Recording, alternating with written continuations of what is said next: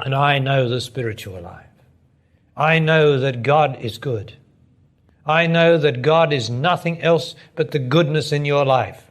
I know that if you can still breathe easily, I know that that is God. I know that it is good. Anything that's good. If you enjoy your food, then that is good and that is God. I know that that is good. I know it is good to be able to walk because I know people who cannot walk, and I know it is good.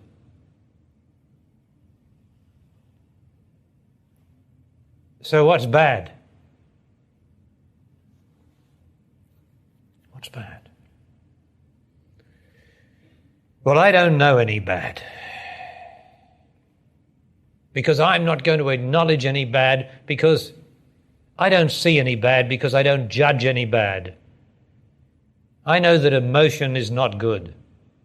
But that doesn't mean it's bad. That just means that that's what you want. Well, you can have it. I will do my best to help you to get rid of it. But if you got it and you don't get rid of it, that's what you want. I'm not here to take from you what you want. But I can point out to you that it is not good, that it doesn't help your life, that it doesn't help your children's life, it doesn't help your partner's life, it doesn't help the universe is contaminated by your emotional unhappiness whenever it is there. But I'm not concerned with that in my life. I'm concerned with the good in my life. It is good that you are all here, to me. It is good for me that you're all here. It is a service to me that you're all here. It is a service of God that you're all here, to me. It is a gift. I am blessed. I am blessed in my life because I don't have any troubles in my life. I don't have any problems in my life. I just don't have any problems. I got cancer. I got all sorts of things going on from the drugs they give me.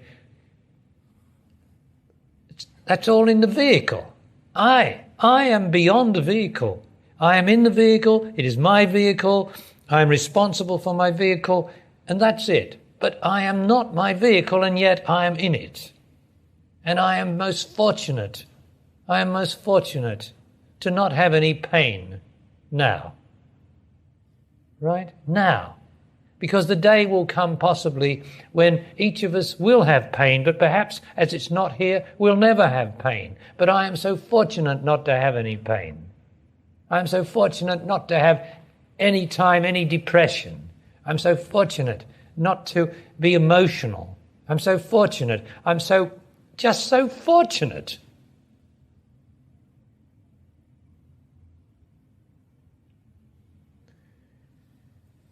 I'm a very blessed man. And we can take the very out. I've got to be careful of that one, haven't I? Well, we can say it, I'm a blessed man.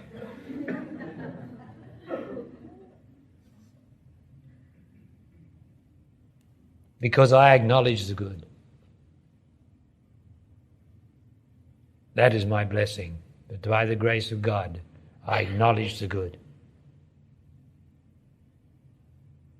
I live the good by acknowledging the good, and so the good comes to me. And that is the law. That is the law behind all the laws of gravity and behind all the created universe. The law is what you acknowledge, you get.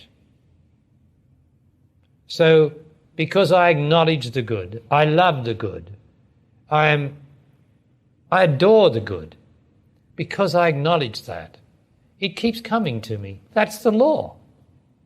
It is just a law. But the human race as a whole, the first thing they start to talk about, as soon as you ask them how they are, they say good, thanks, and it's not long before they start acknowledging the problem, the fear, the doubt, the sad story that they've got. How often do they say, my life is very good. I have so much goodness in my life. Now, I'm also very fortunate that I these days receive letters from people who say just that to me. And that's a blessing to me, because that means that people have started to see the good. Because once I used to get the sad, sad stories and all the problems in the letters. And then I had to say, please, give me good news. I only want the good news, please. Everybody's got some good news. And it seemed to work that way. And so I get many letters of people telling me how good their life is and how grateful they are to God and truth and love. And I suggest to you that as often as you possibly can, that you acknowledge the good, that you give thanks to God. Now, who gives thanks? It is myself that gives thanks to who? Where is this God? Inside of me. And so it is the troublemaker that gradually starts to acknowledge that there is some good in me. And it is me inside your body. You've got the self and you've got me, which is your being, your God. And gradually the troublemaker starts to say, I think I see some good. I think I see some good. Whereas before, all it was seeing was its problems and its unhappiness and how doleful its life was and how difficult it was and what a struggle it is. What a struggle it is. Well, a struggle is only a struggle while you're struggling. And by the way of things, it is extraordinary how there is a solution to everything. You never are utterly and completely without money to buy bread, to buy something. You are never without that. Someone, even if you were deprived of every penny, someone would come up and put their arm around you and say, I know you're in trouble. Here, let me help you. Someone always comes. Have you noticed that? It is the great God that holds everything together in this chaos of pain and unhappiness. That somebody always comes. Somebody knocks on the door. Somebody is helpful. The phone rings. Something happens to hold it together for you, to show you that there is still good, still good. What I acknowledge, I get. And if I acknowledge my sadness, my emotion, my loneliness, my lack of love, then I'm afraid under the great law that you must have what you acknowledge, then you will get more of it. Now, why not work in the other direction? Why not work in the right direction?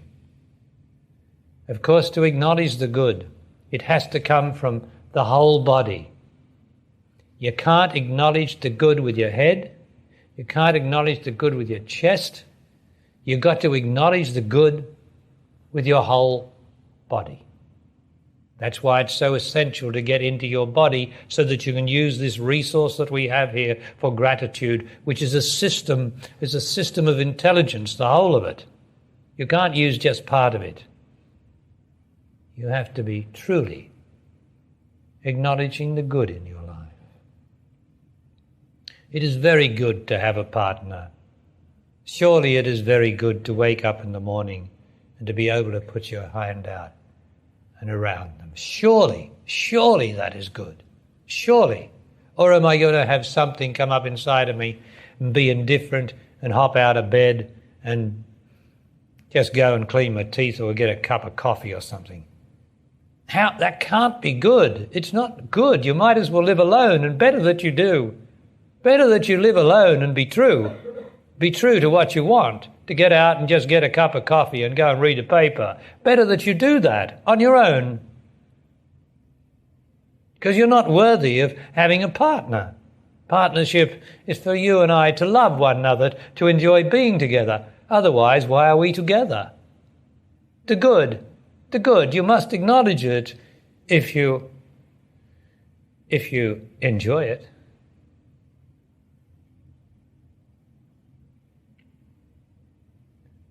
So, it's not a matter of acknowledging your blessings. Count your blessings, all these old sayings which are so true. But you can't do that. You can't do that. You can't go to your mother and father just because I said it and go and just give off a spiel. You can't do that. You've got to really see that your mother sat up with you when you couldn't even remember it, and she gave you her breast, or she gave you the milk, and she got up at night to warm the milk for you when she'd much rather be sleeping, when your father went down to the all-night chemist in the middle of the night and he had a hard time at work where he was working manually or whatever it was, and he went and did it for you. How often is that done by our parents, which we just forget like that? And if we forget it like that, what do our children do? They forget it like that. Let's turn on the computer. Let's forget. Let's forget about it. Well, I say no. You don't have to remember, but you must never forget.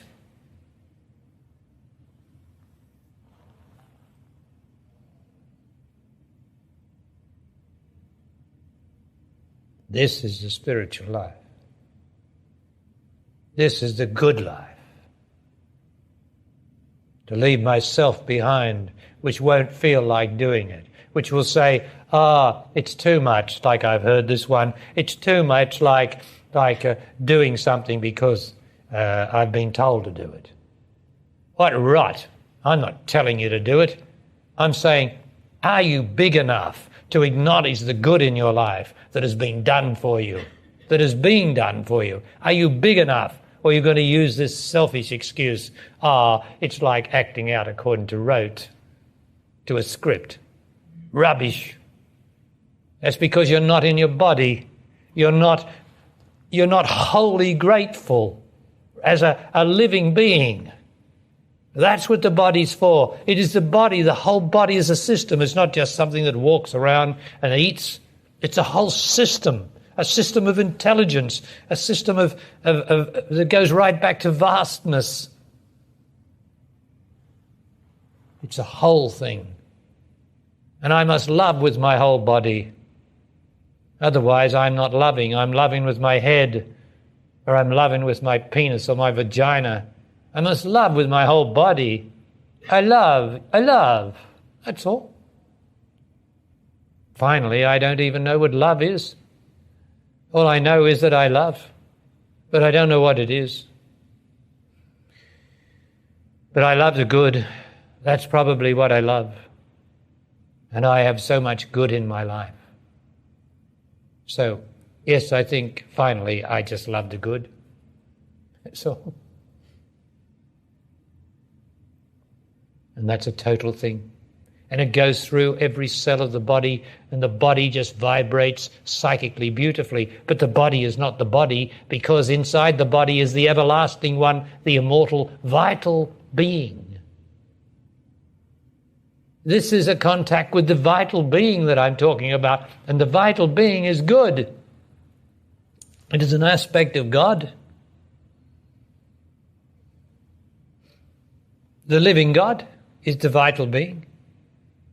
For without the living God in this body, it falls down like a paper bag. Just falls on the ground, as it could do any moment. If the vital being withdrew from this body that's speaking, it would just slump on the ground, fall over. Because I am the vital being in the first instance. I am not this body, although I am this body and I am responsible for it, for I am intelligence.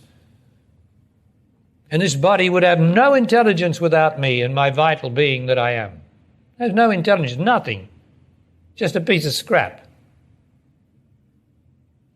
So what does this good do?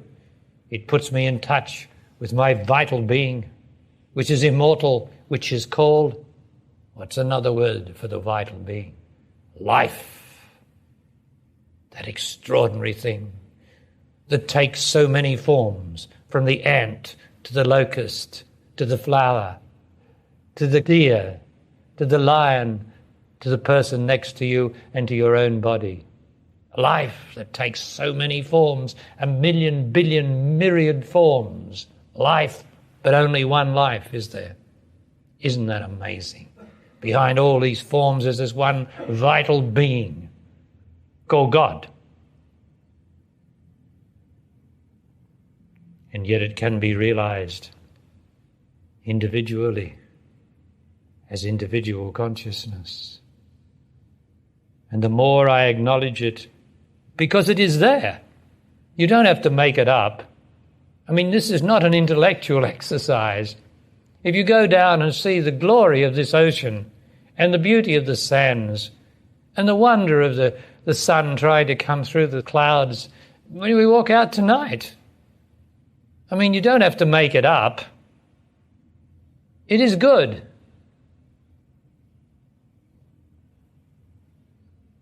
And all you're doing is acknowledging the creation behind it, the spirit behind it, the wonder behind it. That's what you're acknowledging. The good. I love the good. Yeah, that's it.